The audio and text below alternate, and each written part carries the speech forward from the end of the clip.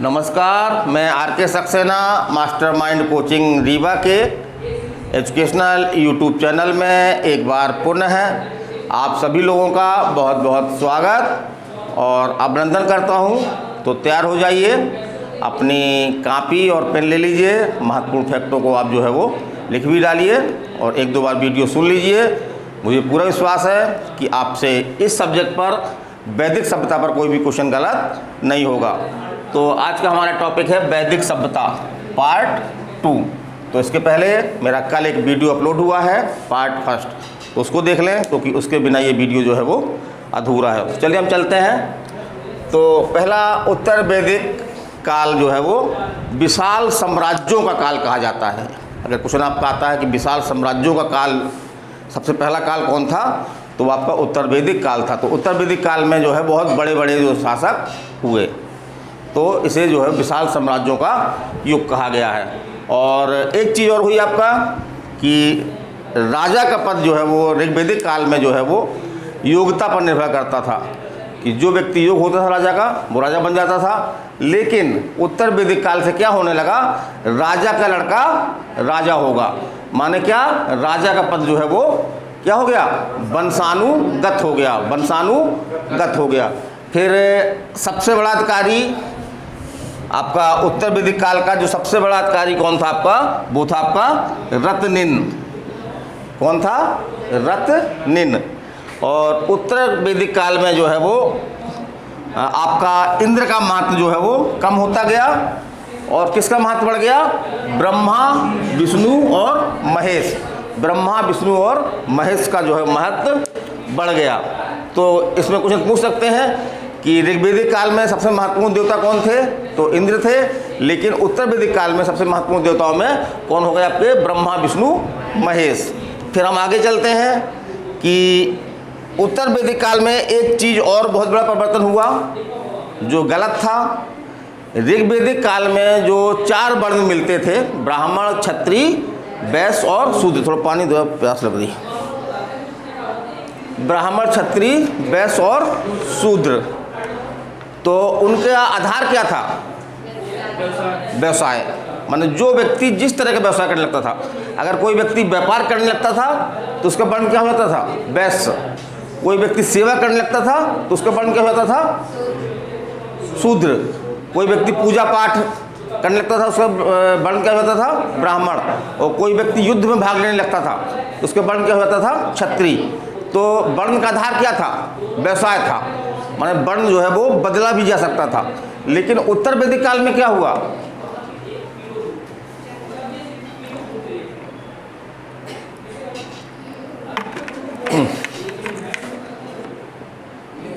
उत्तर वैदिक काल में क्या हुआ, वर्ण का आधार क्या हो गया, जन्म हो गया। क्या हो गया, जन्म हो गया। व्यवसाय के स्थान पर क्या हो गया, जन्म हो गया। माने जो व्यक्ति के माता पिता का जो वर्ण है, जिस परिवार में उसने जन्म लिया है, वो किस वर्ण में आता है वो उसी वर्ण में रहेगा, वर्ण अपना चेंज नहीं कर सकता। तो कौन अच्छा था, पहले वाला कि अब वाला?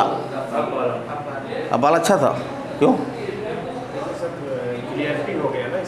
क्लियरिटी नहीं हो गया उसमें। भाई कोई अच्छा व्यवसाय वर्ण बदल सकता था आदमी, वर्ण बदलना अच्छी चीज़ था। अगर कोई व्यक्ति योग हो गया तो ब्राह्मण वर्ग में आ जाएगा, योद्धा टाइप का हो गया तो क्षत्रिय वर्ग में आ जाएगा। लेकिन इस व्यवस्था के अनुसार तो वो बदल ही सकता वर्ग, है ना। शूद्र पैदा हुआ तो भले भाई बड़ा भारी योद्धा हो, लेकिन शूद्र ही कहलाएगा वो। तो योग्यता का मापदंड किसमें था, योग्यता का सम्मान किसमें था, उस वाले काल में, है ना, व्यवसाय के आधार पर। ठीक है, चलिए आगे चलते हैं हम। मनुष्यों का जीवन जो है वो कितने आश्रमों में बांटा गया है, 4 आश्रमों में। तो स्मृति ग्रंथ में जो है मनुष्य की जो टोटल आयु मानी गई है वो मानी गई है 100 ईयर, 100 वर्ष मानी गई है। और 25-25 वर्ष के जो है वो 4 आश्रम बनाए गए हैं। वो कौन कौन से हैं देख लेते हैं।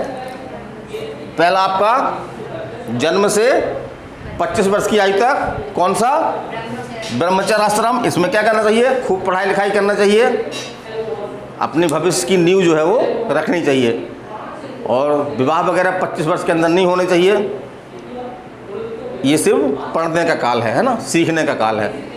फिर आपका 25 से 50 गृहस्थ विवाह करिए, बारात ले जाइए, खूब बैंड बाजा बजाइए, खूब नाचिए और 50 वर्ष तक गृहस्थ जीवन जिए, है ना, गृहस्थ जीवन का आनंद लीजिए। और उसके बाद तीसरा कौन सा है आपका, वानप्रस्थ, है ना। तो 50 से 75 तक धीरे धीरे अपने आप को जो है वो मोह माया से मुक्त करिए, है ना। थोड़ा जंगल जंगल के भ्रमण करते रहिए और फिर जैसे ही 75 पूरा हो जाए, है ना, तो सब मोह माया नाती पोता सब छोड़ छाड़ के, है ना, क्या बन जाइए, सन्यासी, है ना, सन्यासी बन जाइए। तो यही 4 आश्रम हैं। कभी कभी एग्जाम में पहला आश्रम कौन सा है या अंतिम आश्रम कौन सा है ऐसा क्वेश्चन पूछा गया है। कभी कभी आपको क्रम लगाने के लिए बोल देता है कि सही क्रम क्या है, या कभी पूछ देगा कि वानप्रस्थ आश्रम की आयु क्या है, किस आयु से किस आयु तक। तो किस आयु से किस आयु तक, वानप्रस्थ 50 से 75, ब्रह्मचर्य 25। तो इस तरह याद रखिए क्रम से, है ना। फिर अगला चलते हैं। एक शब्द सुना होगा आपने, राष्ट्र, है ना, बहुत चर्चित शब्द है वर्तमान में, राष्ट्रवाद, है ना, राष्ट्र। तो राष्ट्र शब्द का प्रारंभ जो है कब से हुआ, आपके उत्तर वैदिक काल से ही राष्ट्र शब्द प्रारंभ हुआ। इसके पहले राष्ट्र शब्द का उपयोग कहीं पे नहीं हुआ। चलिए अगला चलते हैं हम। अब हम ये 2 महाकाव्य हैं आपके, महाभारत और रामायण। तो ऐसा इतिहासकार के लिखते हैं कि महाभारत और रामायण कब लिखी गई, तो ये आपके जो है उत्तर वैदिक काल में। और यदि सन पूछ लेता है तो उत्तर वैदिक काल का सन क्या है, 1000 से 600 ईसा पूर्व, 1000 ईसा पूर्व से 600 ईसा पूर्व के दौरान जो है वो ये महाभारत और रामायण की रचनाएं लिखी गई। और हमने बताया था आपको, महाभारत जो है वो भारत का नहीं बल्कि दुनिया का सबसे बड़ा महाकाव्य है। और इसका एक नाम और चर्चित नाम है, जय संहिता। तो ये क्वेश्चन आया एग्जाम में, IAS UPSC में आया था आपका क्वेश्चन ये कि महाभारत का एक अन्य नाम क्या है, तो जय संहिता। फिर हम आगे चलते हैं। गोत्र, गोत्र शब्द की उत्पत्ति जो है आपकी कहाँ से हुई है, उत्तर वैदिक काल से हुई। गोत्र शब्द की उत्पत्ति कहाँ से हुई आपकी, ये उत्तर वैदिक काल से हुई। इसी प्रकार से जो संस्कार हैं, नहीं कहते संस्कार, कितने संस्कार हैं, 16, कितने 16। तो संस्कारों की शुरुआत भी जो है आपकी उत्तर वैदिक काल से ही मानी जाती है। और कुल बता दिए कितने हैं, कहीं पूछता है कि कितने संस्कार हैं, 16 हैं। और इसमें पहला संस्कार और अंतिम संस्कार कौन कौन सा है, तो पहला संस्कार है आपका गर्भाधान, पहला गर्भाधान। और 16वां संस्कार जो अंतिम है आपका वो क्या है, अंत्येष्टि, जो अंतिम संस्कार होता है। तो उसको याद रखिए, पहला और अंतिम कितने हैं, 16 हैं। और संस्कार, जैसे आपके MPPSC मेंस में क्वेश्चन आया था, ये 2 लाइन में लिखना था, उसमें इतना लिखा था संस्कार, 2 लाइन में लिखना था। तो यही लिखना था आपका कि उत्तर वैदिक काल से प्रारंभ हुए संस्कार की संख्या 16 है, प्रथम ये है, अंतिम ये है। इतने में 20 शब्द आपके कंप्लीट। फिर आगे चलते हैं। निष्क और शतमान, ये क्या थे उत्तर वैदिक काल में, ये मुद्रा के नाम थे। निष्क और शतमान क्या थे, ये मुद्रा के नाम थे। फिर पुरुषार्थ कितने हैं, 4 हैं, है ना। कौन कौन से हैं, पहला है आपका धर्म, दूसरा काम, तीसरा अर्थ, चौथा मोक्ष।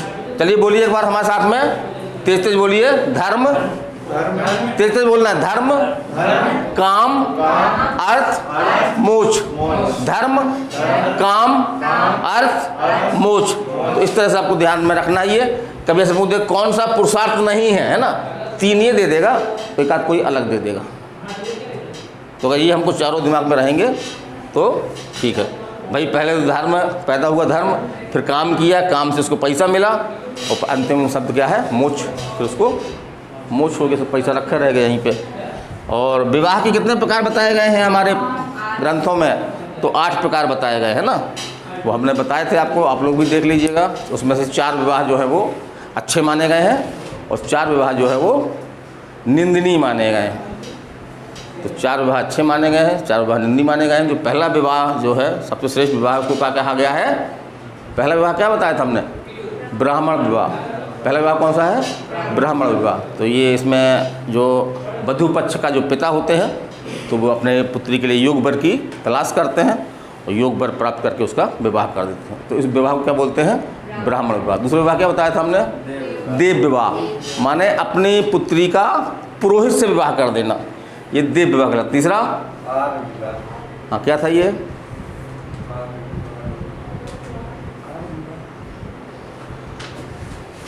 चलिए है ना, आता नहीं क्वेश्चन में ये। चलिए आगे चलते हैं हम। अब हम बात करते हैं वेदों की। तो वेद हमारे सबसे महत्वपूर्ण धार्मिक ग्रंथ हैं और वेदों की संख्या पूछा गया कितनी है? तो सबको मालूम है ये कितनी है? 4 है। कौन कौन से वेद हैं? क्रम देख लीजिए, यही क्रम है ना, इसी क्रम से रचना हुई है वेदों की। तो वेदों का सही क्रम अगर पूछ ले तो क्या है आपका? ऋग्वेद, ऋग्वेद के बाद यजुर्वेद, यजुर्वेद के बाद सामवेद और सामवेद के बाद अर्थवेद। चलिए बोलिए, ऋग्वेद, यजुर्वेद, सामवेद, अथर्ववेद। ऋग्वेद, यजुर्वेद, सामवेद, अथर्ववेद। अब इन वेदों में कुछ महत्वपूर्ण फैक्ट हैं जिससे क्वेश्चन आपके बनते हैं। तो हम करते हैं ऋग्वेद के बारे में बात। तो एक क्वेश्चन तो यही बनता है कि सबसे पुराना वेद है, तो इसको कैसे याद रखेंगे? ऋषि मुनि। जब हम ऋषि शब्द याद करते हैं दिमाग में हमारा ऋषि शब्द आता है तो एक आता है ना, कोई बूढ़ा व्यक्ति, बड़ी बड़ी सफ़ेद दाढ़ी हो उसके, तो मतलब वो पुराना व्यक्ति होगा। तो उससे क्या याद रख लीजिए कि ऋग्वेद जो है वो सबसे पुराना वेद है। फिर आप चलते हैं कि ऋग्वेद में है क्या? तो देवी देवताओं के लिए जो मंत्र हैं उनको एक साथ इसमें सजोया गया है, माने कि देवी देवताओं के मंत्रों का एक क्या है? ये संग्रह है। फिर हम चलते हैं तो ये क्वेश्चन पूछा गया है, अलग अलग भी पूछता है कभी कभी कि ऋग्वेद में कितने मंडल हैं? कितने मंडल हैं? 10 मंडल हैं। और सूक्त कितने हैं? 1028। और ऋचाएँ कितनी हैं? 10,462। चलिए बोलिए, 10 मंडल, 1028 सूक्त और 10,462 ऋचाएँ। तो ये देखिए 10 यहाँ मिल रहा है ना, 10 यहाँ भी मिल रहा है, 10 यहाँ भी मिल रहा है, इस तरह कुछ देखिए मिला लीजिएगा, है ना। तो एग्जाम में कुछ सुविधा हो जाती है हमको। थोड़ा सा अगर हिंट क्लिक मिल जाए, हिंट मिल जाए, थोड़ा सा हिंट मिल जाए तो एग्जाम में क्वेश्चन बन जाता है। तो कहीं ना कहीं थोड़ा सा हिंट मिल, सब में 10 10 10 10 10, तीनों में 10, इसके बाद 28, इसके बाद 462। तो बस 28 462 याद रख लेना, और बाकी तो याद है मंडल, सूक्त और ऋचाएँ। फिर गायत्री मंत्र, ये कहाँ से लिया गया है? ऋग्वेद से लिया गया है। कहाँ से लिया गया गायत्री मंत्र? ऋग्वेद से लिया गया है। और गायत्री मंत्र जो है किसको समर्पित है या किसको अर्पित है? तो सूर्य देवता को। सावित्री ऐसा लिखा था कहीं, सावित्री है ना, सावित्री शब्द सूर्य का ही प्रतीक है, तो सूर्य देवता को समर्पित है। और ऋग्वेद का उपवेद क्या है? आयुर्वेद। तो कभी ये जोड़े बनाने के लिए आया है, क्योंकि जो हमने चारों वेद बताए हैं उनके अपने अपने एक जो है वो उपवेद भी हैं, है ना। तो कभी कभी क्या करते हैं, जोड़े बनाने के लिए जाता है, सही जोड़ा मिलाइए, एक तरफ वेद लिख देगा, एक तरफ उपवेद लिख देगा, तो आपको मिलान करना होगा कि कौन सा उपवेद जो है किस वेद का है। तो इसका उपवेद क्या है? ऋग्वेद का आयुर्वेद है। फिर अगला वेद कौन सा है आपका? यजुर्वेद। कौन सा है? यजुर्वेद। इसका उपवेद क्या है? धनुर्वेद, है ना, धनुर्वेद। और ये कर्म कांड प्रधान वेद है, कर्म कांड प्रधान वेद है। और इससे जो महत्वपूर्ण क्वेश्चन बनता है वो क्या बनता है कि कौन सा वेद जो है वो गद्य और पद्य दोनों में लिखा गया है? कौन सा लिखा गया? यजुर्वेद। गद्य और पद्य दोनों में लिखा गया है। फिर अगला वेद हमारा कौन सा है आपका? सामवेद। तो इसका उपवेद क्या है? गंधर्व, है ना। सामवेद का उपवेद क्या है? गंधर्व वेद, है ना। और सामवेद का अर्थ क्या होता है? गाना या गान। सामवेद का अर्थ क्या है? गान। और सबसे महत्वपूर्ण क्वेश्चन जो एग्जाम में पूछता है कि किस वेद को भारतीय संगीत का जनक कहा जाता है? माने कि भारतीय संगीत का प्रथम उल्लेख जो है वो वहीं मिलता है और अच्छी खासी तरह से मिलता है। तो कहाँ मिलता है? सामवेद में। तो सामवेद को भारतीय संगीत का जनक कहा जाता है। इसको कैसे याद रखेंगे? सा से संगीत, सा से सामवेद, सा से संगीत, सा से सामवेद। फिर अगला हम चलते हैं, अगला कौन सा आपका अथर्ववेद। अथर्ववेद, तो इसका उपवेद कौन है? शिल्पवेद। इसका उपवेद कौन है? शिल्पवेद। और सबसे नया वेद है यह। सबसे बाद में कौन सा वेद लिखा गया? तो बाद में कौन सा लिखा गया आपका? अथर्ववेद, माने अभी का है। कैसे याद रखेंगे भाई? अभी का है, बाकी अभी के नहीं है, ये अभी का है। तो अभी से बना लेंगे क्या? अथर्ववेद। बोलते ना भाई, ताजे क्या बोलते हैं? अभी का है यार, अभी का है बिल्कुल, है ना, मैंने नया है अभी अभी। तो अभी से याद रख लेंगे, आ से अभी, आ से अथर्ववेद। फिर हम चलते हैं आगे। इस वेद का एक नाम और है, ये एग्जाम में पूछा गया है, भेषण वेद। इसी अथर्ववेद का एक नाम क्या है? भेषण वेद। फिर अगला चलते हैं हम वेदांग। अगला क्या आपका? वेदांग। तो वेदांगों की संख्या कितनी है? 6। कितने वेदांग हैं? 6 वेदांग हैं। कभी कभी संख्या पूछ लेता है, कितनी संख्या है? संख्या कितनी है? 6 है। और इनकी रचना क्यों की गई थी भाई? इनकी रचना का मकसद क्या था? तो वेदों को, क्योंकि वेद की भाषा काफ़ी कठिन थी, उसको आम व्यक्ति जो है समझ नहीं सकता था, तो उसको के सार को सरल भाषा में जो है वो वेदांगों में समझाया गया है, ताकि जन साधारण भी उसका लाभ ले सके। तो कुल मिला के वेदांगों का लिखे जाने का उद्देश्य क्या था कि जो वेद हैं उनको जो है वो सरल ढंग से आम व्यक्ति तक पहुंचाया जाए। फिर पुराण आ जाता है, खूब सुना होगा हमने शब्द। कितने हैं ये भी मालूम हमको? कितने हैं? 18। कितने पुराण हैं? 18 पुराण हैं। और इनकी रचना कब हुई थी? 5वीं शताब्दी में जो है वो इनकी रचना की गई। तो पासे पुराण, पासे 5वीं शताब्दी, इस तरह याद रख सकते हैं ना। शताब्दी 5वीं शताब्दी कैसे याद रख सकते हैं? पासे पुराण, पासे 5वीं, पासे पुराण, पासे 5वीं, तो 5वीं शताब्दी। और देखते हैं लेखक कौन है इनके? तो ऋषि लोमहर्ष और उनके पुत्र उद्रसवा, है ना। तो इनके द्वारा जो है वो पुराणों की रचना की गई। लेकिन सब पुराण अवेलेबल नहीं है, ये बहुत सारे पुराण अभी अवेलेबल है ही नहीं। कुछ को प्रमाणिक माना गया, कुछ को प्रमाणिक नहीं माना गया है।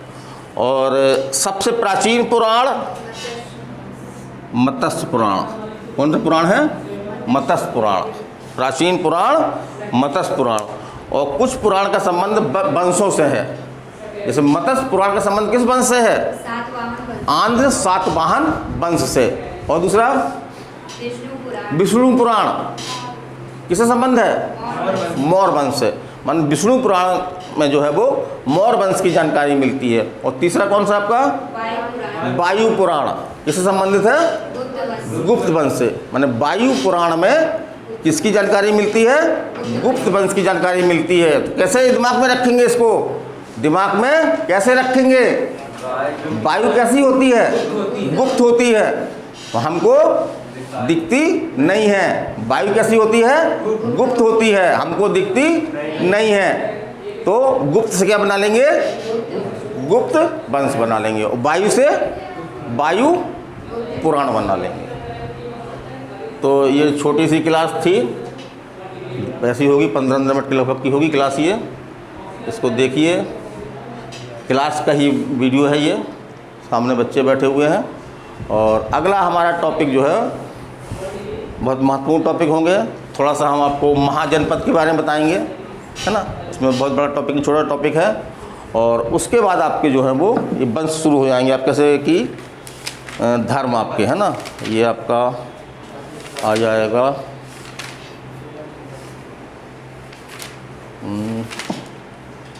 जैसे बौद्ध धर्म। बौद्ध धर्म, तो बौद्ध धर्म की स्थापना किसने की थी? गौतम बुद्ध ने, है ना। तो बौद्ध धर्म से भी आपके एग्जाम में क्वेश्चन बनते हैं। तो अगला टॉपिक हमारा होगा बौद्ध वंश के बारे में। और ये क्लास कौन सी है आपकी? ये इतिहास की 6th क्लास है ना। ये इतिहास की 6th क्लास है। और पार्ट 2 है आपका वैदिक सभ्यता का। और प्राचीन भारत हम पढ़ा रहे हैं अभी। तो ठीक है, अगले वीडियो में मिलते हैं। नमस्कार, धन्यवाद।